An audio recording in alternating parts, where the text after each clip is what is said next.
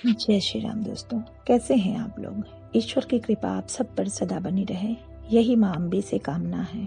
दोस्तों, आज मैं आप सभी को नवरात्रि के बारे में बताने वाली हूँ। साधारण लोग नहीं जानते हैं कि नवरात्र, गुप्त नवरात्र भी कुछ होता है। सभी लोग सिर्फ इतना जानते हैं कि नवरात्र 2 होता है, चैत्र नवरात्र और वासंतिक नवरात्र। किंतु दोस्तों, एक वर्ष में 4 नवरात्र होते हैं। चैत्र और वासंतिक नवरात्रि के अलावा 2 अन्य नवरात्र भी होते हैं, जिसे गुप्त नवरात्र कहते हैं। इसके बारे में बहुत कम लोग ही जानते हैं।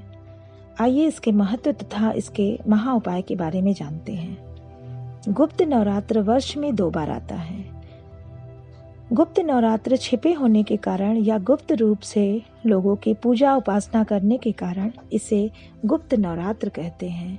ये प्रचलन में बहुत कम है और इसे साधारण लोग बहुत कम जानते हैं। पहला गुप्त नवरात्र माघ मास के शुक्ल पक्ष में आता है तथा दूसरा आषाढ़ शुक्ल में आता है। गुप्त नवरात्र में विशेष तरह की मनोकामना सिद्धि के लिए पूजा उपासना की जाती है। इसमें ही सभी लोग तंत्र साधना भी करते हैं। जिनको तांत्रिक साधना करनी होती है वो इसी गुप्त नवरात्र में अपनी सिद्धि प्राप्त करते हैं। साधारणतः लोग अपनी मनोकामना पूर्ति के लिए मंत्र जाप, पूजा, उपासना आदि गुप्त रखते हैं और गुप्त रखना भी चाहिए।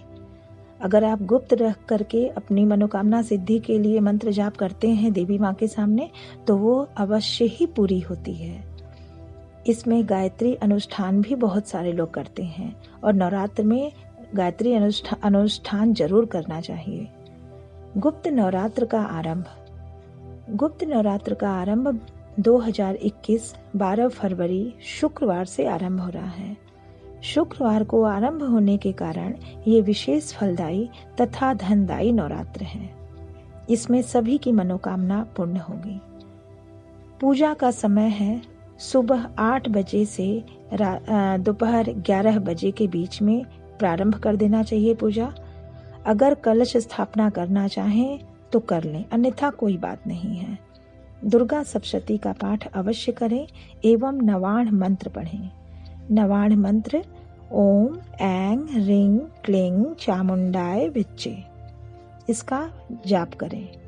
अगर आप साधना कर रहे हैं तो रात में देवी माँ के सामने बैठ करके दीपक जला करके और रात को 9:30 बजे से 11 बजे के बीच में मंत्र जाप करें और उसी समय शांत मन से माँ की उपासना करें, शांत मन से उनकी साधना करें। माँ हर वक्त आपकी रक्षा करेंगे। विशेषकर विद्यार्थियों का आत्मविश्वास बढ़ता है अगर वो मंत्र जाप करते हैं तो। परीक्षा की घड़ी में बहुत सारी चीजें ऐसी होती हैं जिससे बच्चों का आत्मविश्वास डगमगा जाता है, तो उनका आत्मविश्वास, सेल्फ कॉन्फिडेंस बढ़ाने के लिए वो चाहें तो माँ की उपासना कर सकते हैं। पूजा विधान। पूजा स्थान पर एक लकड़ी की चौकी पर लाल कपड़ा बिछाकर उस पर माँ दुर्गा की स्थापना करें। माँ दुर्गा की फोटो हो या मूर्ति हो तथा उत्तर दिशा में कलश स्थापना करें। अगर कलश स्थापना कर रहे हैं तो अखंड दीपक, एक मुखी घी का दीपक जलाएं, लाल फूल चढ़ावें तथा सबसे सरल व उत्तम भोग माँ का है बताशा तथा लौंग। बताशा तथा लौंग ये बहुत ही साधारण है लेकिन बहुत ही सर्वोत्तम है। इसका दोनों समय भोग लगाएं माँ को, दोनों समय आरती करें तथा दुर्गा सप्तशती का भी संभव हो तो पाठ करें। पाठ करना चाहिए उन्हें दुर्गा चालीसा का भी या नवाण मंत्र का। नवाण मंत्र का अगर जाप कर रहे हैं तो कम से कम 1 माला सुबह और 1 माला शाम को जाप अवश्य करें और अपनी मनोकामना पूर्ति के लिए प्रार्थना करें। माँ के सामने बैठ जाएं और उनकी उपासना करें और माँ के सामने अपनी मनोकामना पूर्ति होने के लिए उनसे कामना करें। शीघ्र विवाह के लिए, धन प्राप्ति के लिए, नौकरी के लिए, संतान के लिए, कोई भी मनोकामना हो शीघ्र पूरी होती है। याद रखें, अपनी साधना गुप्त रखें।